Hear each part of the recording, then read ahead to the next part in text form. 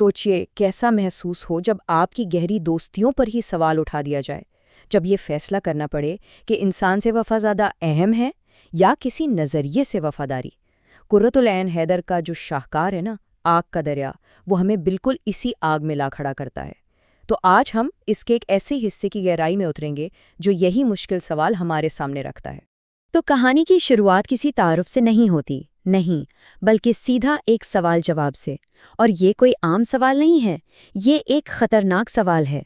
माहौल में एक अजीब सा शक और दबाव है, ऐसी घुटन है कि लगता है बस एक किरदार की पूरी जिंदगी दांव पर लगी हुई है। ज़रा इस मंजर को जहन में लाएं। रोशन लंदन में एक ज़हीन नौजवान दानिश्वर, और उसे अचानक एक अजनबी शख्स रोकता है और कहता है, आपके खिलाफ एक रिपोर्ट मिली है कि आप कम्युनिस्ट मीटिंग्स में जाती हैं। और इल्ज़ाम क्या है? इल्ज़ाम है आपके दोस्त। ये अल्फाज कितने सर्द हैं, और इनके पीछे जो धमकी है ना, वो बिल्कुल साफ है। और बस यहीं से ये नॉवेल हमें अपनी गिरफ्त में ले लेता है। ये हमें इस एक सवाल पर सोचने पर मजबूर करता है जो पूरी कहानी में गूंजता रहेगा कि ऐसी दुनिया में जहां वफादारियां पल पल बदल रही हों, जहां नज़रियात इंसानों को बांट रहे हों, वहां आखिर दोस्ती की क्या कीमत अदा करनी पड़ती है। अच्छा, तो ये रोशन है कौन? और ये दोस्त ये कौन है जिनकी वजह से इस पर इतना बड़ा इल्ज़ाम लग गया? इस पूरे मामले की तह तक पहुंचने के लिए हमें इन किरदारों की दुनिया में चलना होगा, एक ऐसी दुनिया जो फनकारों, अदीबों और सोचने वालों से भरी है। तो ये दुनिया है लंदन के सेंट जॉन्स वुड की। देखने में तो लगता है कि ये कामयाब लोगों का इलाका है, लेकिन यहाँ जो फनकार रहते हैं ना, वो अपने वतन से दूर एक अजीब सी बेचैनी में मुब्तला हैं। उनकी जिंदगियों में मोहब्बत भी है तो शदीद, नफ्सियाती उलझने भी हैं, और सियासी बहसों का तो जैसे हर वक्त एक तूफान बरपा रहता है। और इसी दुनिया के बीचों बीच है दोस्तों का ये हल्का।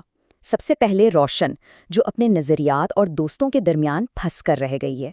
फिर है गौतम, वो गहरी सोच वाला दानिश्वर जो हमेशा सबको नज़रियाती इंतहा पसंदी के खतरों से खबरदार करता है। चंपा, जिसकी रूह आज भी अपने वतन की यादों में भटकती है। और हाँ, कमाल, जो फॉरेन सर्विस में है, बिल्कुल जदीद और हकीकत पसंद। तो ये सिर्फ चंद नाम नहीं है, ये एक दूसरे में उलझे हुए रिश्तों का एक पूरा जाल है। तो दोस्ती, फन और मोहब्बत की इस खूबसूरत जीती जागती दुनिया में अचानक सियासत एक तूफान की तरह आ घुसती है। और जब ऐसा होता है ना, तो खतरा ये होता है कि सब कुछ बिखर कर रह जाएगा। तो ये जो टकराव है, इसकी असल जड़ क्या है? देखिए, एक तरफ हैं इंसानी रिश्ते जो दोस्ती, मोहब्बत और साथ बिताए वक्त पर खड़े हैं, और दूसरी तरफ हैं सियासी रिश्ते जिनकी बुनियाद होती है किसी नज़रिए से वफादारी, किसी मकसद को हासिल करना। तो पूरा सवाल ही यही है कि क्या ये दोनों दुनियाएं एक साथ चल भी सकती हैं, या एक को दूसरे के लिए कुर्बान होना ही पड़ता है? वही अजनबी जो रोशन से सवाल करता है, वो इस नई बेरहम हकीकत को बस एक जुमले में समेट देता है। वो कहता है, रिश्ते सिर्फ सियासी होते हैं, ये इंसानी रिश्ता, ये क्या चीज़ है? सोचें तो ये एक ऐसा नज़रिया है जो सीधा इंसानियत की बुनियाद पर ही वार करता है। लेकिन रोशन, वो इस सोच को मानने से साफ इनकार कर देती हैं। उसका जवाब सिर्फ उसकी अपनी सफाई नहीं, ये तो जैसे पूरी इंसानियत का दिफा है। वो कहती है, इनमें से कई लोग मेरे सबसे अजीज दोस्त हैं। मैं इंसानी रिश्तों को सियासी फायदे के लिए कुर्बान नहीं कर सकती। और इसी गुफ्तगू में गौतम एक और भी गहरी बात की तरफ इशारा करता है। वो कहता है कि मसला सिर्फ दोस्ती का नहीं है, मसला तो फ़न की रूह का है। उसका कहना है, सबसे बड़ा अलमिया तो ये होता है जब फ़नकारों को उनके फ़न के अलावा दूसरे मकासद के लिए इस्तेमाल किया जाए, यानी जब आर्टिस्ट और उसका आर्ट दोनों ही सियासी खेल के मोहरे बनकर रह जाएं। जब बाहर की दुनिया का दबाव बहुत ज़्यादा बढ़ जाता है तो इंसान क्या करता है? वो कहाँ जाता है? अक्सर अपनी यादों में पनाह लेता है। और बिल्कुल यही इन किरदारों के साथ भी हो रहा है। लंदन की इस सर्द सियासी फिजा से बचने के लिए वो सब अपने वतन की गर्म यादों में खो जाते हैं। और इस कैफियत को अगर किसी एक किरदार में देखना हो तो वो है चंपा।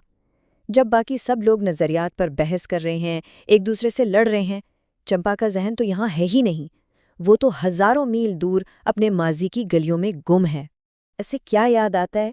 बनारस का वो अपना मोहल्ला, सेहन में पड़ी वो चारपाइयाँ, लखनऊ के आईटी कॉलेज के दिन, اور ہر طرف پھیلی ہوئی چمبیلی کی وہ بھینی بھینی خوشبو، یہ صرف یادیں نہیں ہیں، نہیں، یہ تو وہ دھاگے ہیں جن سے اس کی پوری پہچان بنی ہوئی ہے، اور ان دھاگوں کو لنڈن کی سیاست بھلا کیسے توڑ سکتی ہے؟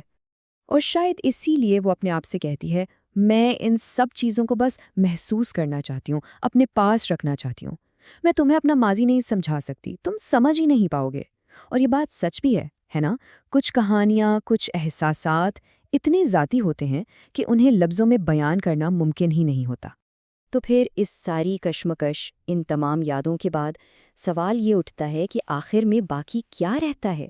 جب سیاست، نظریے اور وقت کی تیز لہریں سب کچھ بہا کر لے جاتی ہیں تو انسان کے ہاتھ میں آخر بچتا کیا ہے؟ شاید اس کا ایک جواب گوتم کی اس سوچ میں ہے۔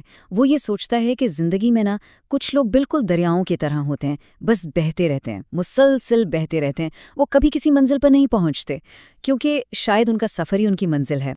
اور پتہ ہے، یہی تو اس ناول کے عنوان کا اصل مطلب ہے، آگ کا دریا۔ یہ دریا اصل میں وقت ہی تو ہے، ایک ایسا بہاؤ جو تاریخ، پہچان، محبت، نفرت سب کچھ اپنے ساتھ بہا لے جاتا ہے۔ اور سارے کردار وہ اس دریا میں بہتے ہوئے پتوں کی طرح ہیں جو بس لہروں کے رحم و کرم پر ہیں۔